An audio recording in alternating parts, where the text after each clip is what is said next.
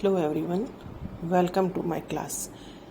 आज हम पढ़ रहे हैं Bohr theory of hydrogen atom, that is atomic model of Bohr, जिसके पोस्टुलेट्स हम आज पढ़ रहे हैं। सबसे पहले बोर ने कि जो पोस्टुलेट्स हैं, सबसे पहले उसने बताया कि एटम का जो न्यूक्लियाई होता है, वो नाभिक होता है, वह पॉजिटिवली चार्ज्ड होता है और वह एटम के संपूर्ण मास के लिए उत्तरदायी होता है।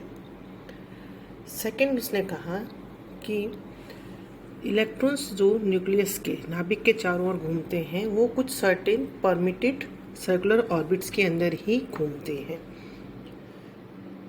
तीसरा, उसने कहा कि ये जो परमिटेड ऑर्बिटल्स हैं जिसमें इलेक्ट्रॉन्स नाभिक के चारों ओर घूमते हैं, वो कौन से होते हैं? ये वो होते हैं जिनके लिए angular momentum of an electron is an integral multiple of h/2π, मतलब L is equal to NH/2π और इज इक्वल टू mvr। इस इक्वेशन को हम क्या कहते हैं? बोर क्वांटाइजेशन पोस्टुलेट कहते हैं। और n यहाँ पर क्या है? Principal quantum number that can be 1, 2 and 3। और सभी के मीनिंग्स यहाँ लिखे गए हैं। h is Planck constant, v is velocity of electron, r is radii of orbit, त्रिज्या जिसको हम कहते हैं, और l इज संवेग एंगुलर मोमेंटम। नेक्स्ट इज ये कह रहा है कि जब इलेक्ट्रॉन उन परमिटेड ऑर्बिटल्स के अंदर घूमते हैं तब वे एनर्जी का रेडिएशन नहीं करते, मतलब ना तो एनर्जी का एब्जॉर्प्शन करते हैं और ना ही एनर्जी का एमिशन करते हैं, ना उत्सर्जन होता है ना अवशोषण होता है। और इन ऑर्बिट्स को हम स्थिर, स्टेशनरी और नॉन रेडिएटिंग ऑर्बिट्स कहते हैं। नेक्स्ट इज इसने कहा कि बोर ने कहा कि एनर्जी का एमिशन होता है, उत्सर्जन होता है, जब इलेक्ट्रॉन हायर ऑर्बिट से लोअर ऑर्बिट में जंप करता है, और एनर्जी का एब्जॉर्प्शन होता है जब इलेक्ट्रॉन लोअर से हायर ऑर्बिट में जाता है। तो एनर्जी का एब्जॉर्प्शन एंड एमिशन जब एक ही ऑर्बिट में रह रहा है तब बिल्कुल नहीं हो रहा है, परंतु जब हायर से लोअर में जाता है तो एनर्जी का एमिशन होगा, और इलेक्ट्रॉन जब लोअर से हायर ऑर्बिट में जा रहा है तो एनर्जी का अवशोषण होगा। इस इक्वेशन को, this equation is h nu is equal to delta E is equal to EF minus EI, final and initial, and this equation is known as Bohr frequency condition. Now, जैसा कि हम जानते भी हैं कि जो भी हम पोस्टुलेट कर रहे हैं और यदि सक्सेस हो रहा है उस मॉडल का, या ठीक है, अदरवाइज उसके अंदर कुछ न कुछ दोष भी होने की संभावनाएं हैं। तो objection to Bohr model, Bohr model के दोष कौन कौन से दोष हैं?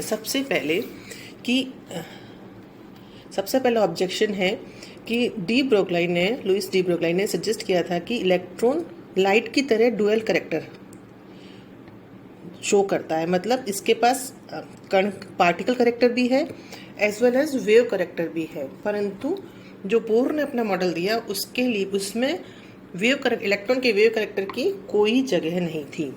सेकंड ऑब्जेक्शन जो है वो हाइजेनबर्ग अनसर्टेनिटी प्रिंसिपल के अनुसार है इस मॉडल के अंदर, दैट इज कि हाइजेनबर्ग ने कहा कि किसी भी according to Heisenberg principle it is impossible to determine simultaneously the exact position and momentum or velocity of a small moving particle like electron के लिए उसने कहा, हाइजेनबर्ग ने के अनिश्चितता सिद्धांत के अनुसार इलेक्ट्रॉन की गति एवं स्थिति दोनों ही एक साथ सही रूप से ज्ञात नहीं की जा सकती, जबकि बोर के अनुसार ऐसा किया जा सकता है। तीसरा, बोर के मॉडल का जो दुर्बलता कहेंगे हम कि यह एक इलेक्ट्रॉन से ज़्यादा वाले इलेक्ट्रॉन के एटम का स्पेक्ट्रम को नहीं समझा पाया। फोर्थ, हम कहेंगे कि ये भी नहीं समझा पाया जो कि इसने कहा कि एंगुलर मोमेंटम लीनियर मल्टीपल होना चाहिए h/2π का, इसको भी यह नहीं समझा पाया कि ऐसा क्यों होना चाहिए।